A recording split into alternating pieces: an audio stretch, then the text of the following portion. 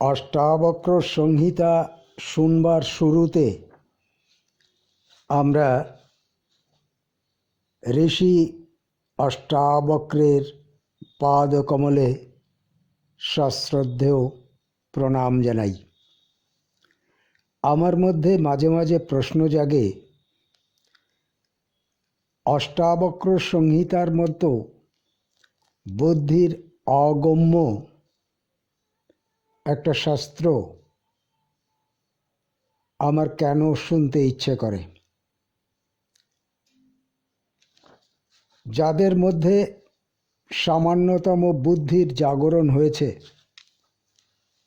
তাদের কাছে এই অষ্টাবক্র গীতা দুর্বোধ্য। এক স্বামীজির কাছে এক ঈশ্বর জিজ্ঞাসু এসেছেন। তিনি জিজ্ঞেস করছেন, ঈশ্বরকে কি করলে জানা যাবে? তো স্বামীজি বলছেন, ঈশ্বর কোনো জানার বস্তু নয়, ঈশ্বর উপলব্ধির বিষয়। আর ঈশ্বরকে উপলব্ধি করবার জন্য আলাদা করে কিছু করতে হয় না। তোমার নিজের মধ্যে যখন এই বোধ জাগ্রত হবে তখনই তুমি ঈশ্বর উপলব্ধি করতে পারবে। তোমার যখন পেট ব্যথা হয়, তোমার যখন বাহ্য প্রস্রাব পায়, তোমার যখন খিদে পায়, এগুলো বুঝবার জন্য তোমাকে আলাদা করে কোনো শিক্ষা গ্রহণ করতে হয়নি। তোমার নিজের মধ্যেই একটা বোধ জাগ্রত হয়, যা থেকে তুমি এই বিষয়গুলো সম্পর্কে জানতে পারো। এটা পাবার জন্য আলাদা করে কিছু করতে হয় না, এটা তোমার স্বভাবের মধ্যেই আছে। আমরা গুরুদেবের কাছে যাই কিছু শিক্ষা গ্রহণ করবার জন্য, কিছু ক্রিয়া শিখবার জন্য।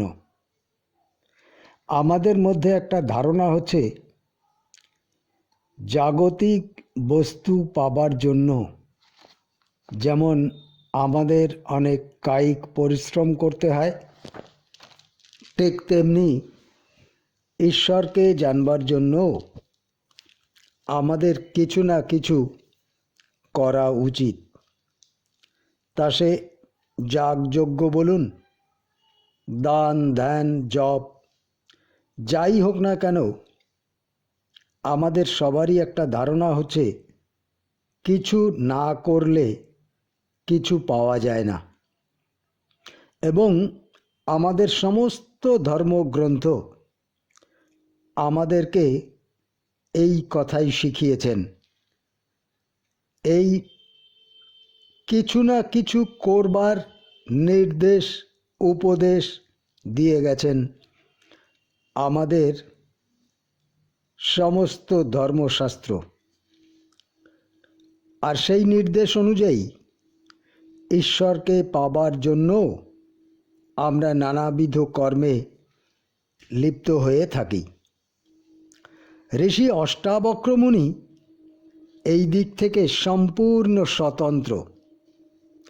তিনি বলছেন, তুমি ঈশ্বর, তোমার ভেতরেই ঈশ্বর। ঈশ্বরকে খুঁজতে হয় না, শুধু নিজের দিকে তাকাও, অন্তর্মুখী হও। তাই অষ্টাবক্র সংহিতা আমাদের কাছে দুর্বোধ্য। আজ আমরা অষ্টাবক্র সংহিতা থেকে মাত্র দুটো শ্লোক বুঝবার চেষ্টা করব। কিছু না করে সব কিছু পাওয়া যায়, এমন কথা তো কখনো কেউ বলেন না। ঋষি অষ্টাবক্র বলছেন, শ্রুত্বা অপি শুদ্ধ চৈতন্যম আত্মানং অতিসুন্দরম উপস্থে অত্যন্ত সংশক্ত মালিন্যম অধিগচ্ছতি। শুদ্ধ চৈতন্য স্বরূপ অতি সুন্দর আত্মার সম্পর্কে শোনা সত্ত্বেও যা চোখের সামনে দেখছো বা শুনছো তাতেই আসক্ত হয়ে কোনো আত্মজ্ঞ পুরুষ মলিনতা প্রাপ্ত হতে পারে না। আমরা শুনে থাকি শুদ্ধ চৈতন্য স্বরূপ আত্মা অতি সুন্দর। এটি আমাদের কাছে শোনা কথা, কিন্তু আমরা বাইরের জগতে যা কিছু দেখছি তাকেই আমরা সুন্দর ভাবছি। অর্থাৎ আমরা যা দেখছি আর যা শুনছি এই দুয়ের মধ্যে ফারাক বিস্তর। ঋষি অষ্টাবক্র বলছেন, তুমি যা দেখছো তা তো সত্য নয়, তুমি যা ভাবছো সেটাও সত্য নয়। তুমি ভাবছো তুমি অশুদ্ধ, অথচ তুমি শুনেছ তুমি আত্মা। তো আত্মা শুদ্ধ চৈতন্য স্বরূপ। তো তুমি যদি আত্মা হও তবে তোমার মধ্যে অশুদ্ধতা আসবে কি করে? এই সত্যটা বুঝবার চেষ্টা করো। তুমি বলে আলাদা কিছু নেই, আমি বলেও আলাদা কিছু নেই, সবই তিনি। যাকে আমি ভাবছো সেও তিনি। আত্মজ্ঞ পুরুষ জগৎ ঈশ্বর সব কিছুর মধ্যেই কেবল তাকেই দেখেন। বহু শাস্ত্রে আমরা পড়েছি, বহু মহাপুরুষদের কাছ থেকে আমরা শুনেওছি, আমি শুদ্ধ চৈতন্য স্বরূপ। এই কথাটা শোনার পরেও আমাদের মনের কোণে অবিশ্বাসের ছায়া, আমাদের মনের মধ্যে সন্দেহ। আমরা শুনেছি আমাদের মধ্যেই আছেন ঈশ্বর, তবু আমরা হাজার হাজার বছর ধরে খুঁজে চলেছি ঈশ্বরকে। আসলে আমার স্বরূপকে ভুলে আমরা আমাদের উপাধিকে আমি বলে ভাবছি। হাত থেকে ছেড়ে দিয়ে হাতড়াচ্ছি আর ভাবছি গেল কোথায়। আমি আমার স্বরূপকে ভুলে স্বরূপের আশ্রয় স্থলকে আমি বলে ভাবছি। মালিককে ছেড়ে দিয়ে আস্তানাকেই মালিক বলে ভাবছি। দেহিকে ছেড়ে দিয়ে দেহকে আমি বলে ভাবছি। আর এই আস্তানার দুর্দশা দেখে দেহের মলিনতা আমাদেরকে বিমর্ষ করছে। নিত্যকে ছেড়ে দিয়ে অনিত্যকে আশ্রয় করেছি আমরা। ঋষি অষ্টাবক্র পরবর্তী শ্লোকে বলছেন, সর্বভূতেষু চ আত্মানং সর্বভূতানি চ আত্মানি মুনে জানত আশ্চর্যং মমোত্তম অনুবর্ততে। সর্বভূতে আত্মা, আত্মাই সর্বভূতে, এই তত্ত্ব জেনেও কোনো মুনির মধ্যে যদি মমত্ব বোধ দৃষ্টিগোচর হয় তবে তা বড়ই আশ্চর্যের। এই মমত্ব বোধ বলতে বোঝানো হচ্ছে আমাদের অহং বুদ্ধি। ঋষি অষ্টাবক্র মুনি রাজা জনককে বলছেন, আমার এইসব কথা শোনবার পরেও, তোমার মধ্যে আত্মজিজ্ঞাসার উত্তর পাবার পরেও তোমার অহং বোধ কেন থাকবে? অহং বোধ কেন আসবে? আলাদা করে বিশেষ বস্তুর প্রতি বা জীবের প্রতি তোমার মমত্ব বোধ কেন জাগ্রত হবে? সর্বভূতেই তিনি। ঋষি অষ্টাবক্র মুনি বলছেন, তুমি যাকে আমি ভাবছ সেটি আসলে অহং। এই অহংকে তুমি ত্যাগ করো। দেখুন, আমাদের শরীর ও মনের যে ক্রিয়া তা আসে আমাদের আমি বোধ থেকে। এই যে আমি বোধ, এটা একটা ক্ষুদ্রাতি ক্ষুদ্র কীটের যেমন আছে, তেমনি আছে একটা বিশাল দেহী জীবের মধ্যেও। একটা অনুন্নত শ্রেণীর জীবের মধ্যে যেমন আছে এই অহংবোধ, ঠিক তেমনি আছে উন্নত জীব মানুষের মধ্যেও। আর এই আমি বোধ থেকেই জীব সুখের সন্ধান করে। এই আমি বোধ থেকেই জীব দুঃখকে এড়িয়ে চলতে চায়। আমি বোধ আমাদেরকে সংবেদনশীল করে রাখে। এই আমির অভাব বোধ জাগে।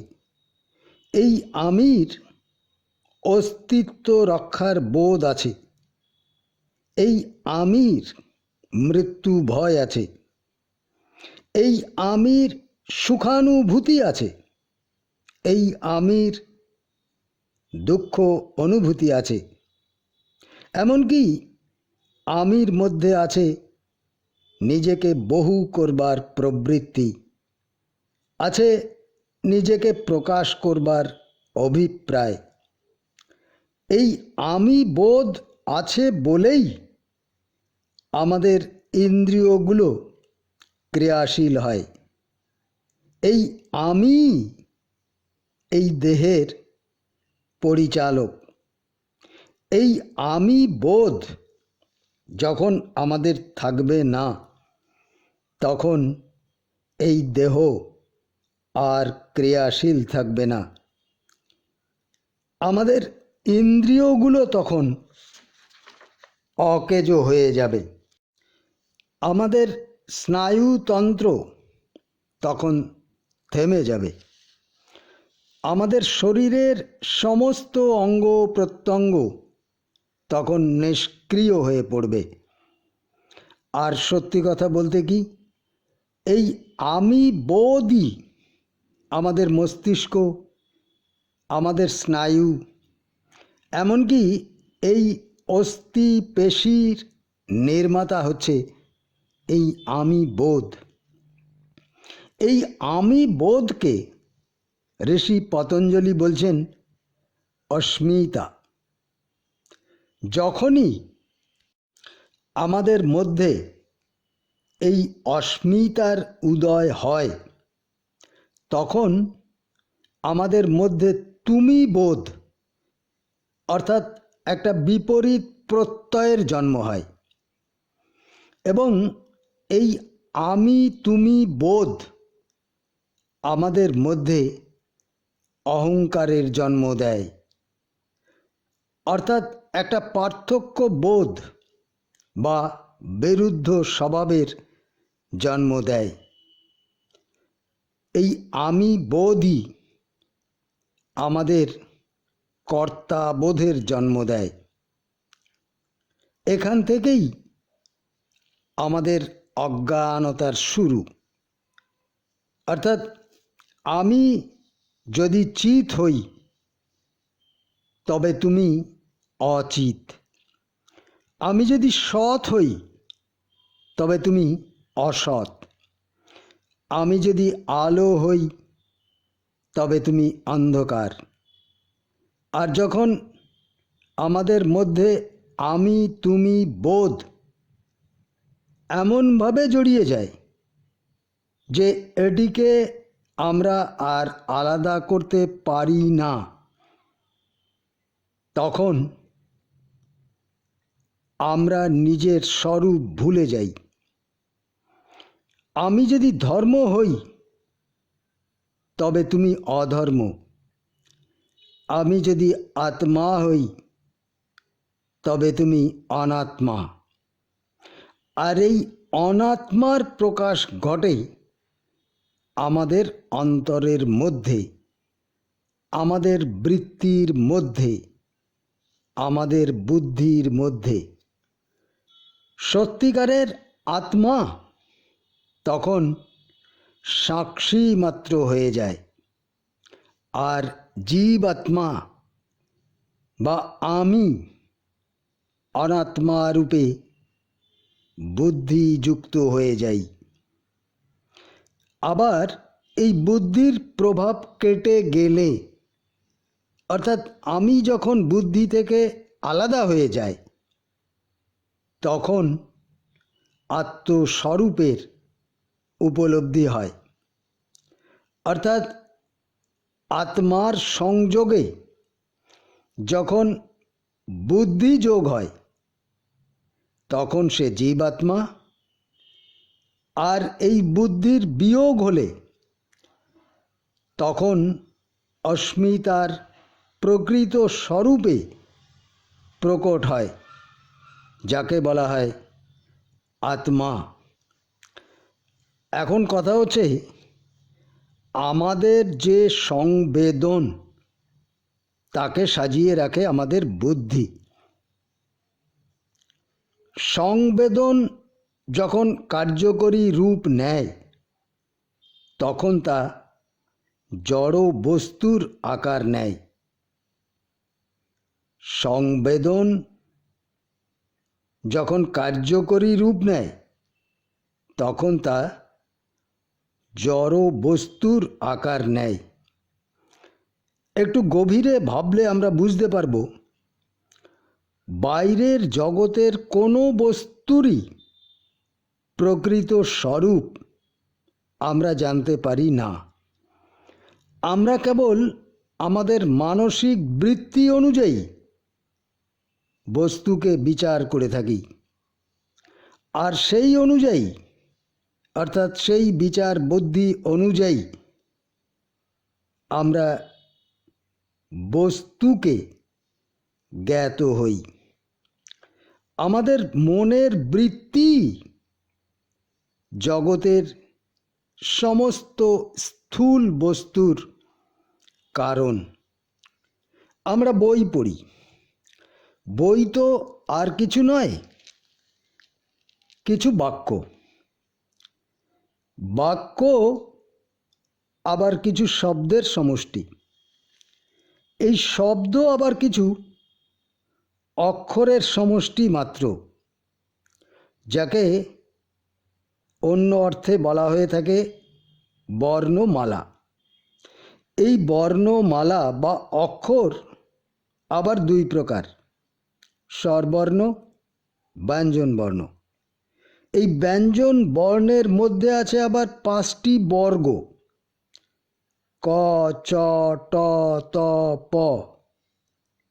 আবার দেখুন উচ্চারণ ভেদে তালু, মূর্ধা, দন্ত, ওষ্ঠ ইত্যাদি নানান রকম ভেদ এই বর্ণমালার মধ্যে আছে। কিন্তু আমরা যখন বই পড়ি আমরা এসব ভাবি না। তখন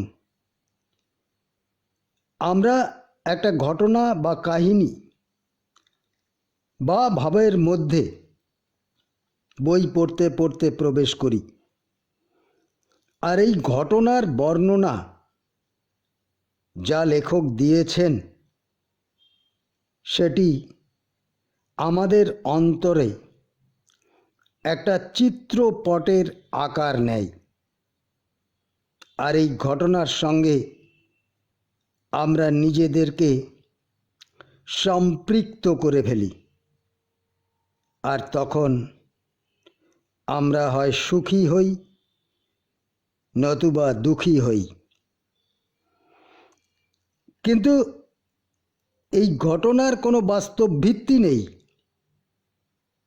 তথাপি আমাদের অন্তরে ঘটনার যে চিত্রপট তা আমাকে সুখী বা দুঃখী করে দেয়। তো যা বলছিলাম, আমরা আমাদের মনের বৃত্তিগুলোকে জানতে পারি, আবার মন তার নিজের বৃত্তিগুলোকেও জানতে পারে। একটু চিন্তা করলে আমরা বুঝতে পারব সমস্ত কার্যের কারণ বলতে আমরা যা বুঝি তা কিন্তু বাইরে নয়, এই কারণ আমাদের ভেতরে। মনের বৃত্তি যখন বাইরে প্রসারিত হয়, মনের বৃত্তি যখন বাইরে প্রসারিত হয় তখন তাকে আমরা কারণ বলে থাকি। মনের বৃত্তির প্রকাশই স্থূল কারণ। আমরা এর আগে শুনেছি, আমরা বাইরে যা কিছু দেখছি এগুলো সবই আলোর স্পন্দন মাত্র। তা সে জীবজগৎ বলুন, উদ্ভিদ জগৎ বলুন বা নির্জীব পদার্থ বলুন, সবই আলোর স্পন্দন মাত্র, সবই বিভিন্ন মাত্রার আলোর স্পন্দন মাত্র। এখন এই স্পন্দন যখন আমাদের ইন্দ্রিয়ের সাহায্যে স্নায়ুর সংস্পর্শে আসে তখন আমাদের মস্তিষ্ক কোষে একটা আলোড়ন তোলে। এই আলোড়নের ফলে আমাদের বিষয়ের অনুভূতি হয়। কথাটা আর একবার বলি, বাইরের এই যে আলোর স্পন্দন, এই আলোর স্পন্দন আমাদের ইন্দ্রিয়ের সাহায্যে স্নায়ুর সংস্পর্শে আসে, আর তখন আমাদের মস্তিষ্ক কোষে একটা আলোড়ন তোলে। এই আলোড়নের ফলে আমাদের বিষয়ের অনুভূতি হয়। আবার এই বিষয়ের অনুভূতি শুধু দ্রষ্টা নয়, দৃশ্য কম্পন ও দ্রষ্টার কম্পন, এই দুইয়ের সংমিশ্রণে অনুভূত হয়। অর্থাৎ আমাদের মনের সংবেদন হচ্ছে সেটাই যা আমাদের মস্তিষ্কের ভেতরে উল্লসিত হচ্ছে, আর একেই বলা হয় কারণ। আর বাইরের বস্তুর মধ্যে যে স্পন্দন তাকে বলা হয় কার্য। আমাদের ভেতরে যিনি জ্ঞাতা তাকে বলা হয় বিষয়ী। অর্থাৎ জ্ঞাতার স্পন্দন হচ্ছে বিষয়ী, বা বলা যেতে পারে এটি আমাদের মনের বৃত্তি। আবার বাইরের যে বৃত্তিগুলোর সংস্পর্শে এসে সে জ্ঞাত হয়েছে তাকে বলা হয় বিষয় বা উপাদান। অর্থাৎ যে বৃত্তিগুলোকে আমরা জানি তা হচ্ছে বিষয়। আবার আমার মনের বৃত্তিগুলো যখন বাইরে প্রসারিত হয় তখন তা বাইরের বিষয় রূপে প্রতীয়মান হয়। অর্থাৎ আমাদের মনোবৃত্তিগুলোই বিষয় রূপে প্রতিভাত হয়। জীবাত্মা হচ্ছে বুদ্ধি ও শুদ্ধ চৈতন্যের মিশ্রণ। জীবাত্মা হচ্ছে বুদ্ধি ও শুদ্ধ চৈতন্যের মিশ্রণ। কিন্তু আত্মা দেশ কাল নিমিত্তের ঊর্ধ্বে, বুদ্ধিরও ঊর্ধ্বে। তাই জীবের পরিবর্তন হয়, জীবাত্মারও পরিবর্তন হয়, কিন্তু আত্মার কোনো পরিবর্তন হয় না। অর্থাৎ আত্মা যখন ব্যবহারিক রূপ নেয় তখন তাকে বলে জীবাত্মা। আমাদের দেহ দেশ কাল নিমিত্তের ঊর্ধ্বে নয়। আমাদের এই দেহ পঞ্চভূতের সমষ্টি মাত্র। আর বস্তু থেকেই আমাদের অন্নময় দেহ বা অন্নময় কোষ তৈরি হয়। আবার বিষয় থেকেই মনোময় কোষ বা মনোময় দেহের উৎপত্তি হয়। আর মনোময় কোষ থেকেই বা মনোময় দেহ থেকেই আমাদের জ্ঞান ইন্দ্রিয়, আবার জ্ঞান ইন্দ্রিয় থেকে আমাদের বুদ্ধি পুষ্ট হয়। তাই দেহের যেমন পরিবর্তন হয় তেমনি আমাদের বুদ্ধির পরিবর্তন হয়, আমাদের মনের পরিবর্তন হয়। এমনকি জীবাত্মারও পরিবর্তন হচ্ছে প্রতিনিয়ত। আর সেই জীবাত্মা হচ্ছেন ভোক্তা। তাই এগুলোর পরিবর্তনের সঙ্গে সঙ্গে জন্ম যেমন আছে, বৃদ্ধি যেমন আছে, ঠিক তেমনি এই পরিবর্তনই একসময় নাশের দিকে টেনে নিয়ে যায়। এই অনিত্য দেহের মধ্যেই বাস করেন সেই নিত্য আত্মা। আর এই দেহ মন বুদ্ধির মধ্যে আত্মার প্রতিফলন জীব আত্মা রূপে বাস করে থাকেন। আত্মার স্বরূপ সম্পর্কে আমাদের অজ্ঞান বা আত্মার স্বরূপ সম্পর্কে আমাদের অবিদ্যা আমাদের মধ্যে অস্মিতার জন্ম দিয়েছে। যাই হোক, অস্মিতা বা আমি বোধ সম্পর্কে আমাদের কারুরই কোনো সন্দেহ থাকার কথা নয়। কিন্তু এই আমি হচ্ছে আমাদের বুদ্ধি ও চৈতন্যের মিশ্র সত্তা। এই আমি বোধ থেকেই জন্ম নেয় বাসনা বা আমাদের ইচ্ছে শক্তির একটা প্রকার ভেদ। বাসনার কোনো সীমা পরিসীমা নেই। তাই বাসনা কখনোই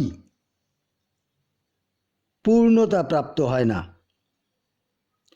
আর অপূর্ণ বাসনা আমাদের মধ্যে জন্ম দেয় অভাব বোধ। আর এই অভাব বোধেরই পরিণতি হচ্ছে দুঃখ, অস্মিতার প্রতি আকর্ষণ আমাদেরকে করে তোলে স্বার্থপর, আর অস্মিতার বিলোপ সাধনে আমাদের মধ্যে জেগে ওঠে ব্রহ্ম চৈতন্যের উপলব্ধি। তখন নিজের সীমাবদ্ধতার বাঁধন কেটে যায়, নিজের মধ্যে জেগে ওঠে একটা পূর্ণতার উপলব্ধি। তখন নিজেকে আত্মা স্বরূপে জেনে দৃষ্ট হয় ঋষি অষ্টাবক্রের অমৃত বাণী, সর্বভূতেষু চ আত্মানং সর্বভূতানি চ আত্মানি সর্বভূতে আত্মা আত্মাই সর্বভূতে। ওম শান্তি শান্তি শান্তি।